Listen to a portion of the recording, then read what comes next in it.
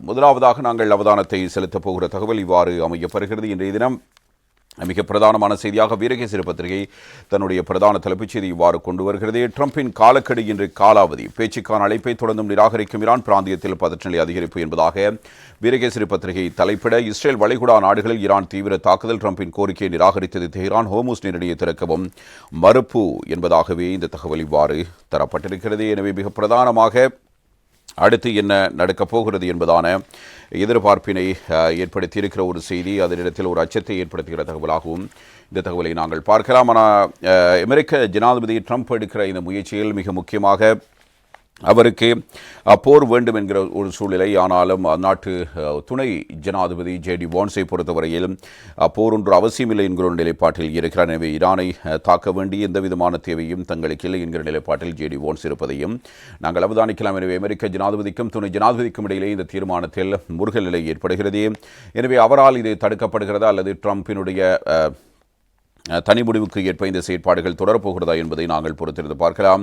அமெரிக்க ஜனாதிபதி Donald Trump விடுத்திருக்கும் எச்சரிக்கையை நிராகரித்திருக்கும் Iran, அமெரிக்க மற்றும் இஸ்ரேல் சிவில் இலக்குகள் மீது தாக்குதல் நடத்தினால் அதிக அழிவை ஏற்படுத்தும் பதில் தாக்குதல் நடத்தப்படும் என்று எச்சரிக்கை விடுத்திருக்கிறது.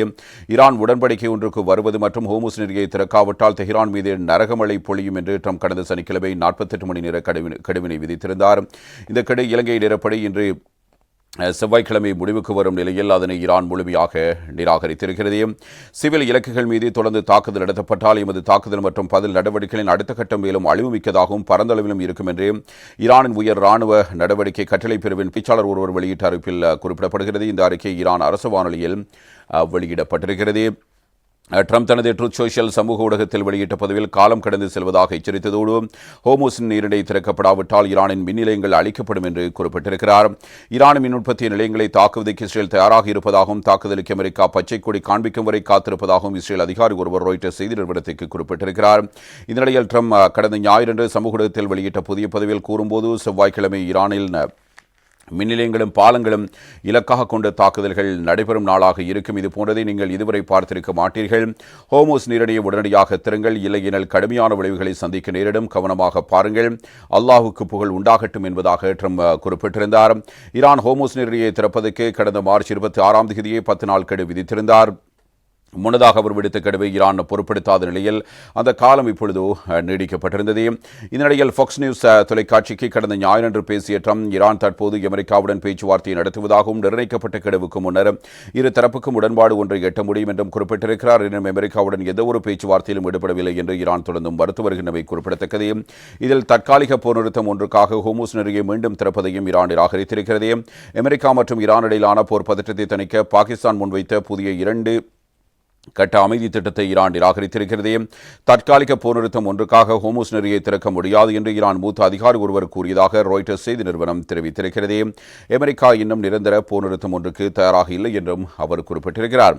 முன்வைக்கப்பட்டிருக்கும் திட்டத்தின்படி முதற்கட்டமாக உடனடியாக போர் நிறுத்தம் அமல்படுத்தப்படும். அதைத் தொடர்ந்து இரு நாடுகளுக்கும் இடையிலான விரிவான பேச்சுவார்த்தைகள் நடத்தப்பட்டு நிரந்தர உடன்பாடு எட்டப்படும். இது தொடர்பில் பாகிஸ்தான் ராணுவ தளபதி ஃபீல்ட் மார்ஷல் ஆவம் முனீர், அமெரிக்க துணை ஜனாதிபதி ஜேடி வான்ஸ், அமெரிக்க சிறப்பு தூதுவர் ஸ்டீவ் விட்காஃப் மற்றும் ஈரானிய வெளியுறவு அமைச்சர் அப்பாஸ் அராக்சி ஆகியோரை தொடர்பு கொண்டு நீண்ட பேச்சுவார்த்தையில் ஈடுபட்டிருப்பதாக இது தொடர்பில் தெரிந்த வட்டாரங்களை மேற்கோள் காட்டி செய்தி வெளியாகியுள்ளது. எனவே பாகிஸ்தான் இடையில் புகுந்து ஒரு பேச்சுவார்த்தைக்கான முயற்சியை எடுக்கிறது. முதல் கட்டமாக போர் நிறுத்தம், அதனைத் தொடர்ந்து பேச்சுவார்த்தை என்பதான நிலைமை இருக்கிறது. எனவே அமெரிக்காவை நம்புகிற நிலைமையில் ஈரான் இல்லை என்பதை ஈரான் பேச்சுவார்த்தை மறுப்புக்கான முக்கிய காரணமாக அமைகிறது. எனவே ட்ரம்பின் புதிய எச்சரிக்கையை அடுத்து சர்வதேச சந்தையில் எண்ணெய் விலை மீண்டும் அதிகரிப்பை காட்டியிருக்கிறது. இதன்படி பிரெண்ட் வகை மசகு எண்ணெய் விலை 2.2% அதிகரித்து $111.43 பதிவாகி இருக்கிறது. அமெரிக்க மசகு எண்ணெய் விலை 2.7% உயர்ந்து $114.57 அதிகரித்திருக்கிறது. சர்வதேச எண்ணெய் விநியோகத்தில் 20% பங்கு வகிக்கும் ஹோர்முஸ் நீரிணையை ஈரான் முடக்கியிருப்பது சர்வதேச அளவில் எரிபொருள் நெருக்கடியை ஏற்படுத்தி இருக்கிறது. இந்த நீரிணை மூடப்படவில்லை என்றால் அது எதிரி நாடுகளுக்கு மாத்திரமே மூடப்பட்டிருப்பதாகவும் ஈரான் தொடர்ந்து கூறி வருகிறது. எனவே நாங்கள் மூடவில்லை, எதிரி நாடுகளுக்காக மாத்திரமே அது மூடப்பட்டிருக்கிறது. இந்த நீரிணை ஊடாக 24 மணி நேரத்தில் 15 கப்பல்கள் பயணித்திருப்பதாக ஈரான் புரட்சிகர காவல் படையுடன் தொடர்பட்ட ஈரானின் ஃபாஸ் செய்தி நிறுவனம் குறிப்பிட்டிருக்கிறது. எவ்வாறாயினும் இந்த எண்ணிக்கை போர் ஆரம்பிப்பதற்கு முன்னர் இருந்த கப்பல் போக்குவரத்தில் 80% மேல் குறைவான எண்ணிக்கையாக அமைகிறது.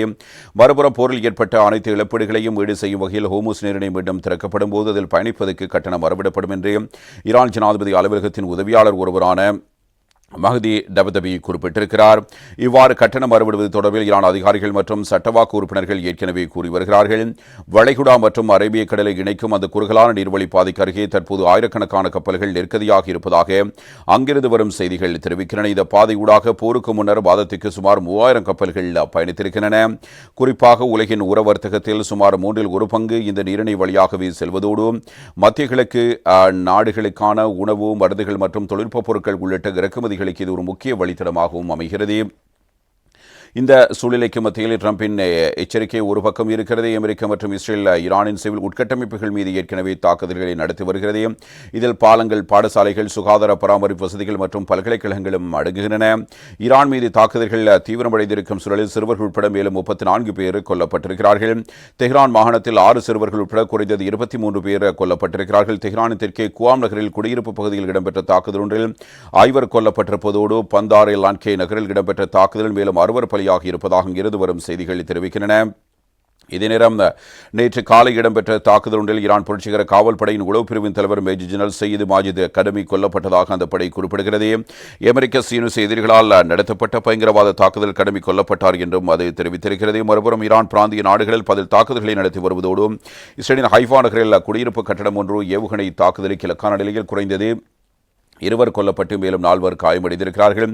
மேலும் 2 காணாமல் போயிருப்பதாக செய்திகள் வெளியாகியுள்ளது. ஈரான் மற்றும் ஹிஸ்புல்லாவுடன் மோதலுடன் தொடர்பட்ட கடந்த 24 மணி நேரத்தில் 163 பேர் காயமடைந்து மருத்துவமனையில் அனுமதிக்கப்பட்டதாக இஸ்ரேல் சுகாதார அமைச்சு தெரிவித்திருக்கிறது.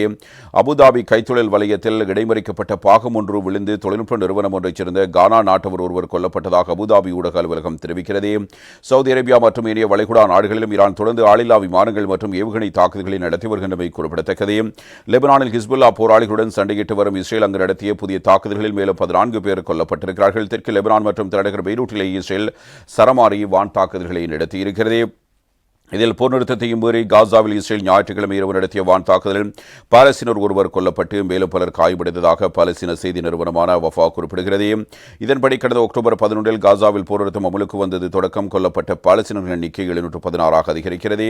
எனவே ஒட்டுமொத்தமாக அல்ல, போர் நிறுத்தத்துக்கு பிறகு 700க்கும் மேற்பட்டோர் இவ்வாறு கொல்லப்பட்டிருக்கிறார்கள். இது ஒரு பக்கம் இருக்க, ஈரானுடைய இந்த தாக்குதல் நடவடிக்கைகள் தொடர்ந்தும் இடம்பெறும் என்பதாக ஈரான் கூறி வருகிறார். அதே நேரத்தில் பேச்சுவார்த்தையூடாக இதனை முடித்துக் கொள்ள வேண்டும் என்கிற விருப்பத்தினை அமெரிக்கா தொடர்ந்தும் வலியுறுத்தி வருகிறது. ஆனால் ஈரான் அமெரிக்காவை பொருட்படுத்தவே இல்லை என்பதுதான் இங்கே இருக்கிற முக்கியமான தகவலாக அமையப்பெறுகிறது. எனவே அமெரிக்க ஜனாதிபதி டொனால்ட் ட்ரம்ப் ஹோர்முஸ் நீரிணை திறக்காவிட்டால் ஈரானிய சக்தி வள நிலையங்கள் மற்றும் பாலங்கள் மீது தாக்குதல் நடத்தப் போவதாக செவ்வாய்க்கிழமை வரை காலக்கெடு விடுத்திருந்தார். ஆனாலும் கூட ஈரான் இவற்றை முடியவில்லை, பொருட்படுத்த விரும்பவும் இல்லை என்பதை நாங்கள் குறிப்பிட்டு கூற வேண்டும்.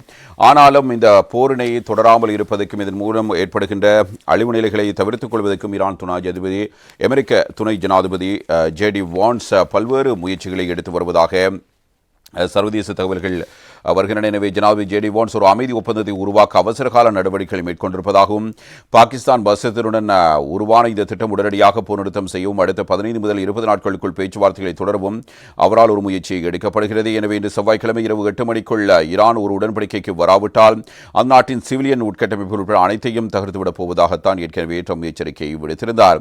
பாகிஸ்தான் ராணுவ தளபதி ஃபீல்ட் மார்ஷல் அசீம் முனீர் வான்ஸ் மற்றும் ட்ரம்பின் சிறப்பு தூதர் ஸ்டீவ் விட்காஃப் ஆகியோருடன் இணைந்து இந்த பேச்சுவார்த்தையை அவர் ஒருங்கிணைத்திருப்பதாகவும் கூறப்படுகிறது.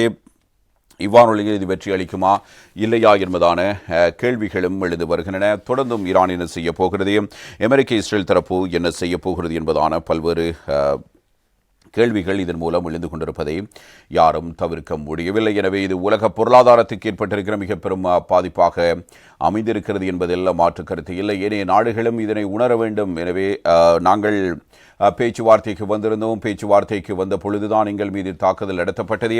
இதற்கு பிறகு இவ்வாறான சில்லறைத்தனமான செயற்பாடுகள் அமெரிக்காவினால் எடுக்கப்படக்கூடாது என்பதில் ஈரான் தீவிரமாக இருக்கிறது.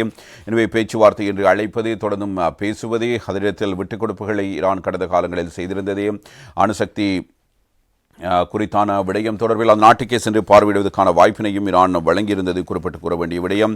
அது ஒபாமா கால பகுதியில் இடம்பெற்றது. பொருளாதார தடைகள் நீக்கப்பட்டன. மீண்டும் ட்ரம்ப் 2018 மீண்டும் ஈரான் மீது பல்வேறு பொருளாதார தடைகளை விதித்திருந்தார். அதனைத் தொடர்ந்து அவருடைய செயற்பாடுகளுக்கு ஈரான் எதிர்ப்பு வெளியிடுகின்றவை. அதனத்தில் ஈரானுடைய பொருளாதாரம் இப்பொழுதும் மந்தகதியில் இருக்கிறதே. எனவே அங்கு இருக்கிற மக்கள் பணவீக்கத்தின் காரணமாகவும் விலைவாசி உயர்வின் காரணமாகவும் பல்வேறு நெருக்கடிகளை எதிர்நோக்கி வருகிறார்கள். இவ்வாறான ஒரு சூழ்நிலையில் ஈரான் மக்களுக்கு பொருளாதார ரீதியாக ஒரு நன்மையினை பெற்றுக் கொடுக்கும் வகையில் ஹோர்முஸ் நீரிணை வழியாக சென்று கொண்டிருக்கின்ற கப்பல்களுக்கு கட்டணம் அறவிடுவது தொடர்பிலும் ஈரான் இப்பொழுதோ முக்கியமான நடவடிக்கைகளை மேற்கொண்டு வருகிறது. இதனை சர்வதேச நாடுகள் எவ்வாறு ஏற்றுக்கொள்ளப் போகின்றன என்பதும் இங்கே இருக்கிற முக்கியமான கேள்வி. தொடர்ந்தும் ஈரானுடைய செயற்பாடுகள் எவ்வாறு அமையப் போகிறது என்பதை நாங்கள் பொறுத்திருந்து பார்க்கலாம்.